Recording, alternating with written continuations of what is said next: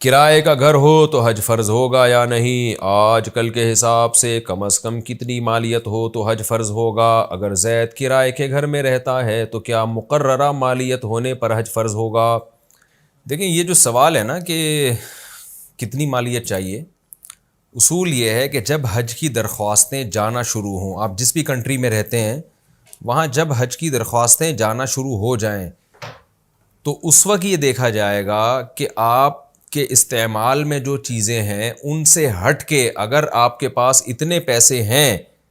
کہ آپ حج کی اپلیکیشن جمع کروا سکتے ہیں اور حج پہ جانے اور واپسی تک گھر کا نان نفقہ بھی آپ دے سکتے ہیں تو آپ پہ حج فرض ہو جائے گا۔ تو یہ جو ہے کہ کرائے کا گھر ہو یا ذاتی گھر ہو اس سے کوئی فرق نہیں پڑتا، آپ کا کروڑوں روپے کا ذاتی گھر ہے مگر استعمال میں ہے تو اس پہ کچھ بھی فرض نہیں ہے، لیکن آپ کی کوئی پراپرٹی پڑی ہوئی ہے جو استعمال میں نہیں ہے، وہ اگر اتنی مالیت کی ہے کہ اسے آپ بیچ کے حج کر سکتے ہیں تو وہ اس دوران بھی اگر آپ کے پاس موجود ہے جب حج کی درخواستیں جانا شروع ہو چکی ہیں تو پھر آپ پر واجب ہوگا کہ آپ اس پراپرٹی کو بیچ کے حج کریں۔ آپ تو یا اتنی گولڈ پڑا ہوا ہے یا اتنے کیش پڑا ہوا ہے یا اتنی سلور ہے، چاندی ہے یا ضرورت سے زائد سامان ہے، تو 5 چیزیں دیکھی جاتی ہیں یہاں بھی، جیسے نارملی 5 چیزیں یہ نصاب میں چلتی ہیں، تو سونا، چاندی، مال تجارت، کیش اور ضرورت سے زائد سامان، یہ 5 چیزیں اگر اتنی مالیت کی ہیں کہ ان کو بیچ کے آپ حج کی اپلیکیشن میں پیسے جمع کرا سکتے ہیں اور گھر کا نان نفقہ جو ضروری ہے وہ بھی آپ دے کے جا سکتے ہیں تو پھر آپ پہ حج فرض ہے۔ اگر یہ نہیں ہے تو پھر حج فرض آپ پہ نہیں ہے، چاہے ذاتی گھر ہو چاہے کرائے کا گھر ہو، تو اس سے کوئی فرق نہیں پڑتا۔ جب تک دم نہ دیں تو کیا زوجہ سے صحبت حرام ہے؟ اگر حج یا عمرے کے کسی رکن کی وجہ سے دم لازم ہو تو کیا اس سے بیوی سے صحبت کرنا حرام ہو جاتا ہے؟ اسحاق صاحب تبوک سے۔ نہیں، ایسا نہیں ہے۔ احرام کی پابندیوں سے جب آپ نکل گئے اور حج میں طواف زیارت بھی کر لیا آپ نے تو دم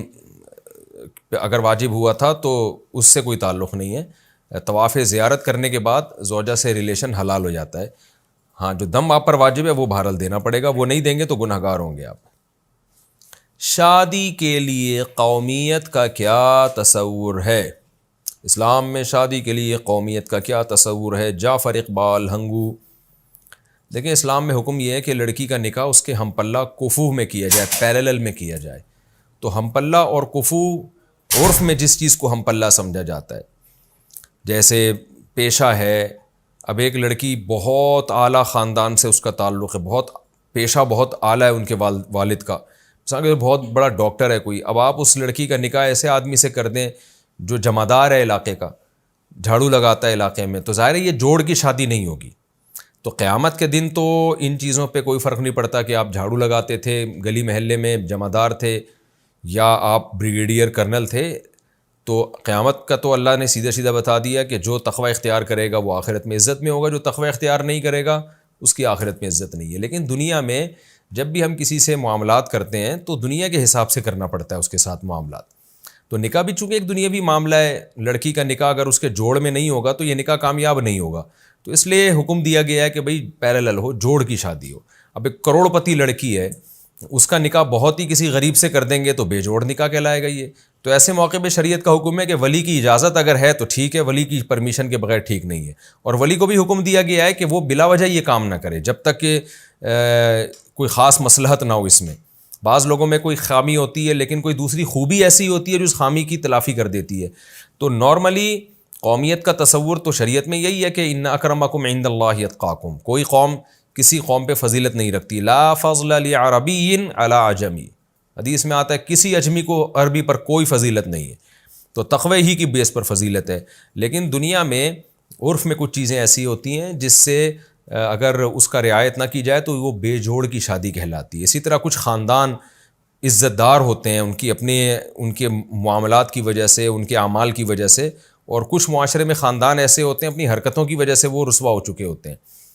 تو اس طرح اعلیٰ خاندان کی لڑکی اگر دوسری قوم میں جو مشہور ہے اپنی خساست کی وجہ سے، برے اعمال کی وجہ سے، ایسے مرد سے اگر وہ لڑکی نکاح کرے گی